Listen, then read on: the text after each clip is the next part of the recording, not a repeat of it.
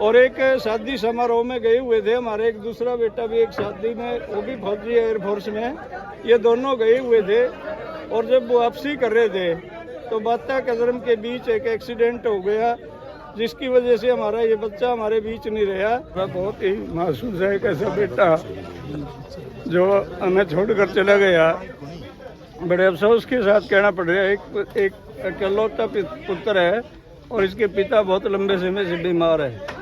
माँ ने बहुत मेहनत करके पालन पोषण किया था और बड़ी खुशी हुई थी कि भाई अब हमारा बेटा कमाने के लायक हो गया, फौजी बन गया। और फौजी बेटा से हमें बड़ी उम्मीदें थी। अभी कुछ दिन पहले ही छुट्टी आया था और एक शादी समारोह में गए हुए थे। हमारे एक दूसरा बेटा भी एक शादी में, वो भी फौजी एयरफोर्स में, ये दोनों गए हुए थे। और जब वो वापसी कर रहे थे तो बाता कदरम के बीच एक एक्सीडेंट हो गया, जिसकी वजह से हमारा ये बच्चा हमारे बीच नहीं रहा। बहुत मेहनत करके अपने दम पे इसने सर्विस प्राप्त की थी और हमें बड़ा गर्व था अपने बेटे पे। बहुत मिलनसार और मेहनती बच्चा था, लेकिन आज हमारे बीच नहीं है। हमें बहुत दुख है इस बात का। और इससे भी ज़्यादा दुख यहाँ स्थानीय प्रशासन का हुआ। यहाँ कोई एसडीएम साहब, कोई डीएसपी साहब, कोई यहाँ का प्रशासनिक अधिकारी, कोई तहसीलदार तक भी यहाँ नहीं पहुँचे है गाँव में। हमारा छोटा सा गांव है और बहुत बेहतर ढंग का भाईचारा है। गांव का बच्चा आया हुआ है, 2 दिन से किसी ने खाना नहीं खाया, सब लोगों के चूल्हे बंद है। लेकिन यहाँ का स्थानीय प्रशासन से हमें बहुत अफसोस हुआ है कि ऐसे समय में भी एक शहीद हमारे बीच नहीं रहा और प्रशासनिक ढांचा उसका एक तरह से अनदेखी करता है। ये बहुत दुख की बात है। मैं आत्मा की शांति के लिए अपील करता हूँ और परिवार हमारा है जो उसको भी ये कहते हैं कि हमें हमारा बेटा चमकता हुआ सितारा हमारे बीच नहीं रहा, लेकिन उसकी यादें हमारे साथ रहेंगी। और देश के लिए कुर्बानी देने में हमारा बच्चा हमेशा तत्पर रहा है। हमें इस बात का बड़ा गर्व है, लेकिन यहाँ के स्थानीय प्रशासन का हमें दुख भी है। और इसके साथ ही पूरा गांव एकजुट हमारा रहा है, पहले से ही बहुत सुंदर भाईचारा है। आज बच्चा यहाँ पहुँचा हुआ है और हम ऐसी उम्मीद करते हैं कि प्रशासनिक ढांचा भी हमें संभालेगा। और हमारे फौजी साहब जो बाहर से दूर दराज से आए हैं, प्रशासनिक तौर पे उन्हीं का हम आज सहयोग देख रहे हैं। सलामी दी गई है।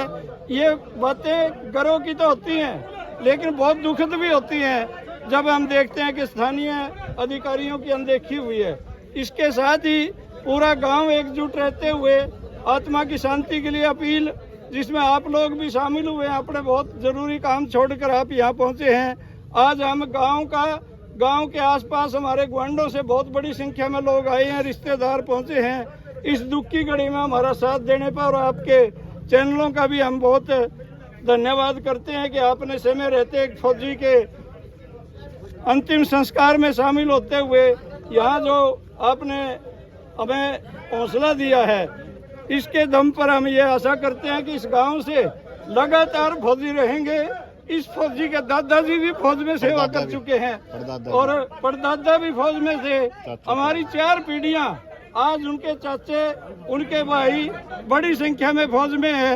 ये गांव भले कुर्बानियां देनी पड़े, लेकिन बहुत बड़ी संख्या में हम फौजी भी अपने बॉर्डर पर भेजेंगे और खेत में भी हम जुटकर काम करेंगे। बहुत छोटा सा किसान है इनका पिता, जो 20 साल से बीमार है और माँ ने बहुत मेहनत करके बच्चे को पढ़ के अब सैनिक बनाया था। दुखद है, शादीशुदा था, लगभग 2 साल पहले शादी हुई थी, लेकिन अभी तक कोई बच्चा नहीं है। इस बात का भी हमें एक दुख है, भाई एक निशानी रह जाए, लेकिन फिर भी एक बड़ा पूरा परिवार है। हमें अपनी बहू पर भी और अपने सब परिवार पर इस बात का तो है हमें गर्व कि भाई हम कुर्बानियों से कभी पीछे हटने वाले लोग नहीं हैं।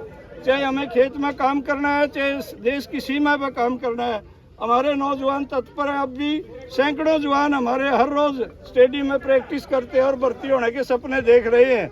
लेकिन हमें अफसोस है कि विक्रम जैसा चमकता हुआ सितारा नौजवान बच्चा हमारे बीच नहीं रहा। यह अफसोस हमेशा बना रहेगा, लेकिन वो देश में कुर्बानी देने के तौर पे ही भर्ती हुए थे। और ये दुख की बात है कि ऐसे नौजवान को एक एक्सीडेंट का शिकार होना पड़ा। ये बहुत दुखद है हमारे लिए। हमें अपने ऐसे बच्चों पर गर्व है और हमेशा याद रखेंगे।